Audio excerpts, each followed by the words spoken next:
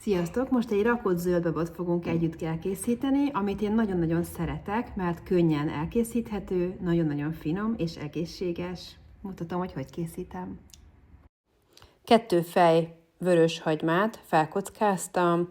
Nem baj, hogyha egy picit nagyobb kockára vágjátok, mert meg fog puhulni, mert többször kap hőkezelést majd a hagyma, és mangalica zsíron, pici mangalica zsírt tettem bele, ezen fogom megdinsztelni a hagymát, és amikor már látjátok, hogy lesz egy kicsi ilyen sült, vagy ilyen sötétebb színe már, akkor már jó lesz a hagyma. Ugye ez az a szín, amit ugye vártunk, addig folyamatosan tudjátok kevergetni. Itt közben forrásban lévő sós vízbe, és a vízbe törtem bele babérlevelet is, beletettem a Mirelit zöldbabot is, és szépen becsuktam, és ameddig puhul, addig ugye jövünk és elkészítjük a tölteléket. A dinsztált hagymára ráteszitek a darált húst. Nekem ez nem fog levet engedni, viszont a bolti húsoknál sajnos a vízmegkötő miatt azt tapasztalhatjátok, hogyha hagymára teszitek ugye a húst, akkor levet enged. Mivel nekünk ez ugye szabadon tartott mangalicahús, amit mi dolgozunk fel, ez nem tartalmaz semmiféle vízmegkötő anyagot, és itt látjátok is, hogy ahogy pirítom a húst, nem enged vizet. Rátettem ugye a hagymára, picit sóztam, és kevergetem, és szépen fehéredésig sütöm, és így lepirítom a húst.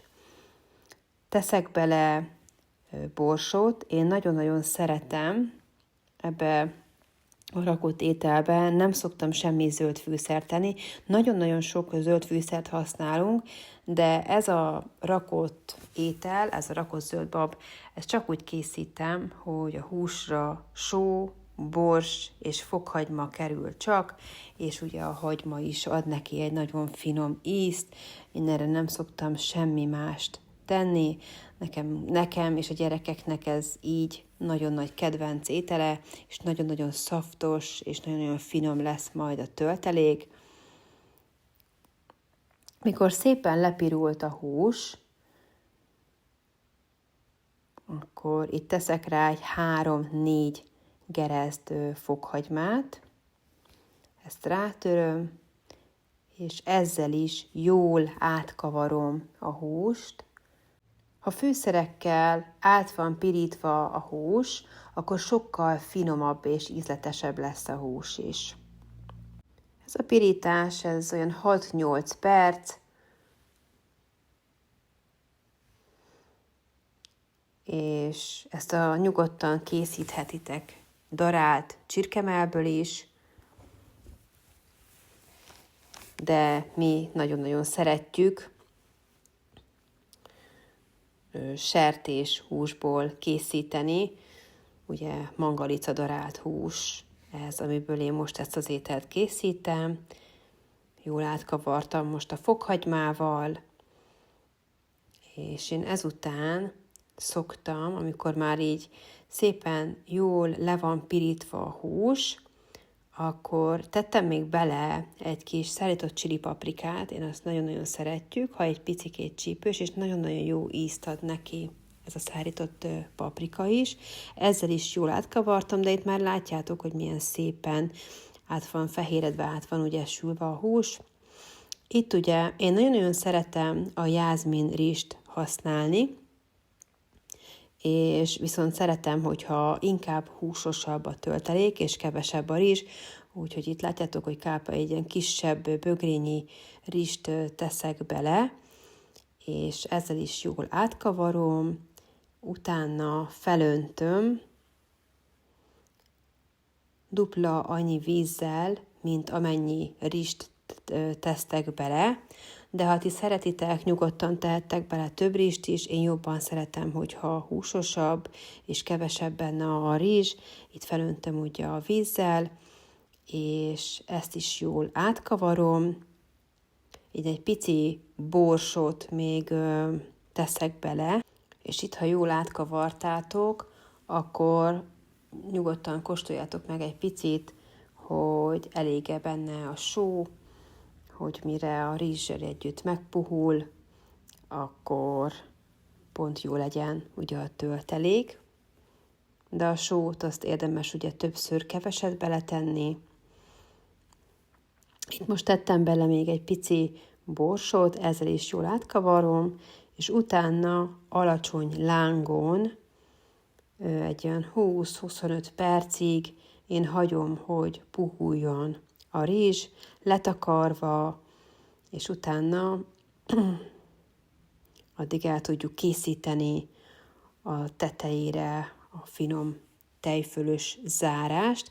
Én ezt úgy szoktam elkészíteni, és úgy szeretjük, hogy reszelek trapista sajtot, vagy most ez nekem edámi sajt, amit reszelek, és tejföl, vagy joghurt, mikor mi van itthon, most ez éppen vegyesen van, tejföl is és egy pici joghurt is. Beleteszem a reszelt sajtot, abba teszek még bele egy tojást, pici sót és borsót, és ezt jól elkeverem, és én ezt szeretem a tetejére, a tojástól nagyon szép színt fog kapni a teteje, és nagyon-nagyon finom, mert az a sajt ott megolvad a tetején, és jó szaftos lesz ettől is. Amikor ez kész, akkor ezt nyugodtan félre tudjátok tenni. Közben itt látjátok, hogy milyen szépen dagadnak a rizszemek, és alakul a töltelék. Én nagyon szeretem így egyben főzni a hússal a rizst, mert sokkal finomabb íze lesz a rizsnek, és sokkal szaftosabb lesz így a töltelék, mint hogyha külön készítem el.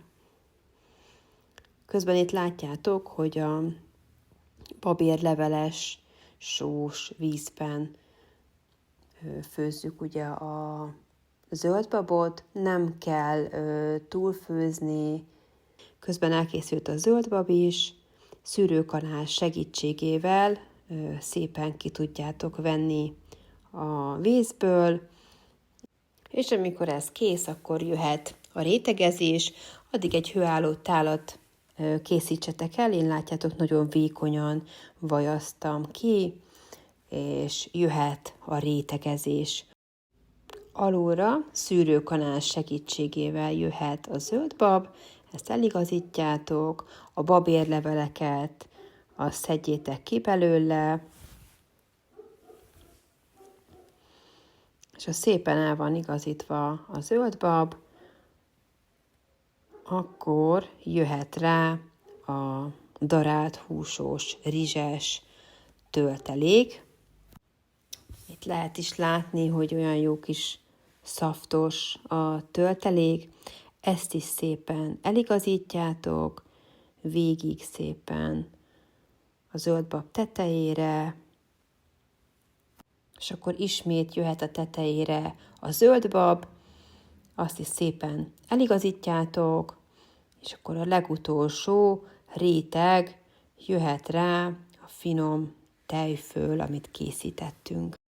Ezt is szépen eligazítjátok, itt látjátok, hogy pont ki lett számolva nekem ez a hőálló tál, szépen eligazítom benne, és nagyon-nagyon szeretem, mert ettől olyan nagyon-nagyon finom és szaftos lesz. Én a tetejére nagyon szeretek tenni egy kis őrölt piros paprikát, ettől olyan szép lesz a teteje.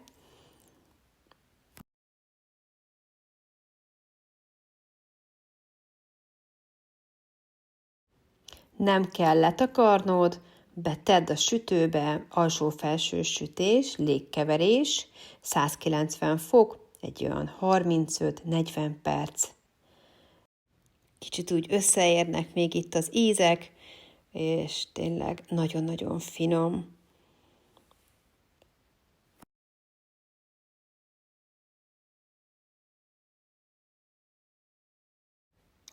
Mi már itt nem bírtuk megvárni, amíg megsül, egy picikét a töltelékből már nekünk enni kellett, és amikor elkészül, akkor látjátok, hogy milyen gyönyörű színe van. Érdemes várni egy 25-30 percet, mielőtt kiszeditek, sokkal könnyebben ki tudjátok vágni, kocka formára, tudjátok szépen tálalni. Közben itt a kislányom mutatja, hogy nagyon-nagyon finom, és itt látjátok, hogy milyen szépen ki lehet vágni, hogyha kellőképpen langyosra hűlt. Jó étvágyat hozzá, és készítsétek